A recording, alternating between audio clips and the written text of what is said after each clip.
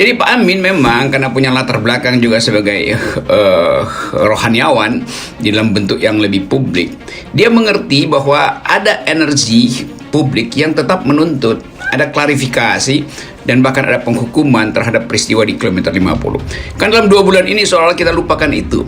Padahal itu adalah monumen yang akan diingat orang tentang keserakahan negara, tentang kebrutalan negara. Jadi kejahanaman itulah yang sebetulnya diingatkan oleh Pak Amin Rais. Lepas dari itu terminologi rohani, tapi negara yang terus-menerus mempersekusi dan mengintai warga negaranya dengan alasan apapun, itu yang disebut politik jahanam tuh. Karena negara tidak paham bahwa dia nggak mungkin eksis tanpa ada warga negara. Jadi memusuhi warga negara itulah kejahanaman sebetulnya tuh. Jadi bagian-bagian ini yang sering kali orang anggap Pak Amin Rais itu hanya ingin dapat kekuasaan atau mau bertanding secara personal. Tidak.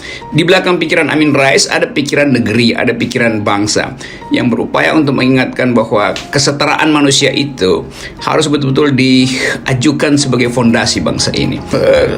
Pak Amin Rais dari zaman Orde Baru diksinya selalu begitu tuh, kuat itu dan afirmatif dalam soal-soal keagamaan tuh. Tetapi Amin Rais datang ke istana. Bayangkan kalau Amin Rais bilang neraka jahanam, dia cuma kumpulin pers lalu ngomong begitu tuh, sehingga nggak ada simbol bahwa dia masih percaya pada Jokowi istana. Dia datang ke istana karena percaya ada harapan itu. Walaupun dia tahu bahwa di ujung sana itu yang anti harapan ditunggu di neraka jahanam itu. Kan orang istana mesti punya kecerdasan untuk membaca kalimat Amin Rais itu. Dan masyarakat sebetulnya berhutang pada Amin Rais. Tetapi kemudian politik yang sepenggal-sepenggal memposisikan Amin Rais semata-mata sebagai orang yang sakit hati. Kesakit hatian Amin Rais itu ada dasarnya tuh.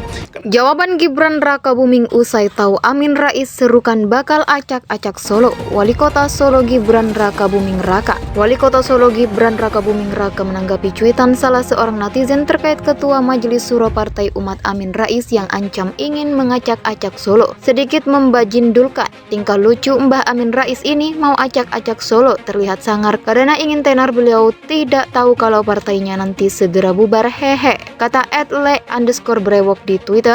Dalam akun Twitternya, Gibran tampak tak memperdulikan ucapan Amin Rais ini, ia justru santai dengan ancaman tersebut. Halah santai wae, kata @gibran_tweet di Twitter dengan emoji tertawa dan tangan tertulungkup yang dikutip pikiranrakyatdepok.com pada Rabu 14 Juni 2023. Gibran menanggapi postingan netizen yang mengunggah sebuah pemberitaan dengan judul ancaman mau acak-acak Solo, Amin Rais serukan ayo jihad tumbangkan Jokowi. Tweetan Gibran pun kini sudah mendapat like 2.461 kali dari netizen dan turut mendapat komentar beragam. Hal yang mustahil. Ngopi se Mas Wali, santai wae, ujar @bangsa yang su.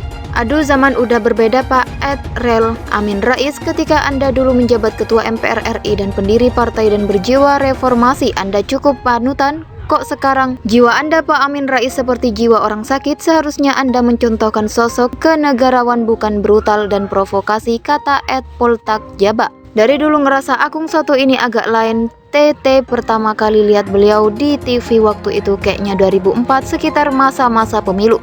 Padahal gue masih kicik waktu itu, tapi benar-benar ngerasa Akung ini agak lain dan sampai sekarang masih ngerasa begitu TT, kata @ursecat. Sebaiknya jangan gegabah simpatisan Mbak Amin ini, sepertinya cukup ada, kata @temonho. Nah benar, jangan ditanggapi yang model begini, mereka sedang mencari perhatian dan berharap diperhatikan. Kalau ditanggapi makin senang dan meluncak mereka, kata @suryapanun. Apa yang diinginkan Bapak ini semestinya kalau sudah pensiun memberikan contoh pada generasi muda, tulis @bolumalin7.